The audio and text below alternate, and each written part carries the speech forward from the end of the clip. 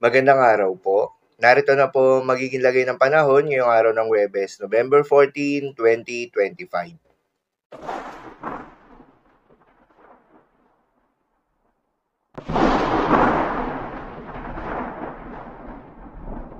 Sa kasalukuyan na tayo sa pag-asa, patuloy na umiiral itong Intertropical Convergence Zone o ITCZ o yung banggaan ng hangin mula Northern at Southern Hemisphere at nakakaapekto sa Palawan, Visayas at Mindanao.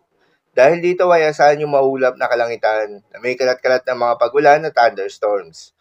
Northeast monsoon naman o hanging amihan na nakakaapekto sa may extreme northern Luzon. Dahil dito ay asahan yung maulap na kalangitan na may kalat-kalat na mga mahihinang pagulan. Habang sa nalalabing bahagi pa ng ating bansa kasama ng Metro Manila, ay asahan naman yung bahagyang maulap hanggang sa maulap na kalangitan na may kalat-kalat ng mga pagulan o thunderstorms na dulot ng mga localized thunderstorms. Magandang balita naman dahil ayon sa pag-asa ay wala tayong binabantayan na low pressure area o bagyo sa loob o malapit sa Philippine Area of Responsibility na maring makaapekto sa ating bansa. Subalit maging handa tayo palagi dahil base sa pinaka-latest tropical cyclone threat potential forecast na inilabas ng pag-asa, posibleng may mabuong sama ng panahon sa may southeastern boundary ng Philippine Area of Responsibility na nakapaloob sa Intertropical Convergence Zone at inaasahan na tatawid ng Southern Luzon, Visayas or Northern Mindanao.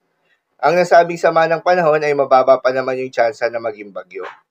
Ayon sa pag-asa, kahit walang mabuong low pressure area ngayong linggo, asahan pa rin ang mga pag-ulan sa malaking bahagi ng Visayas at Mindanao, gayon din sa may Southern Luzon area, na dulot ng Intertropical Convergence Zone. Para naman sa magiging lagay ng panahon ngayong araw ng Biyernes, dahil nga sa epekto nitong Intertropical Convergence Zone, asahan sa Visayas, Mindanao at Palawan, ang maulap na kalangitan na may kalat-kalat ng mga pagulan at thunderstorms. Posible ang mga pagbaha o pagguho ng lupa, due to moderate to at times heavy rains. Habang sa Batanes at Babuyan Islands ay asahan naman yung bahagyang maulap hanggang sa maulap na kalangitan na may kalat-kalat ng mga mahihinang pag-ulan na dulot ng northeast monsoon.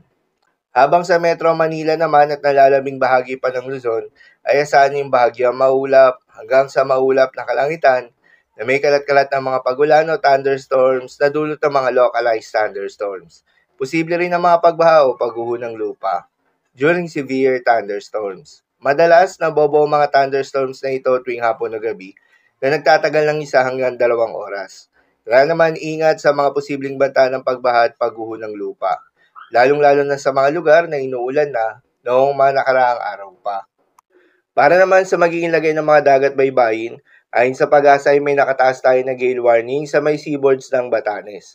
Kapag ganitong may gale warning, pinapayuhan ng ating mga kababayang mangingisda at yung may mga maliliit na sasakyang pandagat na huwag munang pumalaot sa nasabing seaboards dahil inaasahan pa rin yung maalon hanggang sa napakalon na karagatan. Habang sa nalalabing seaboards ng ating bansa ay asahan naman yung banayad hanggang sa katamtaman ng mga pag-alon. So yun lamang po para sa lagay ng panahon ngayong araw ng Biyernes. Keep safe everyone.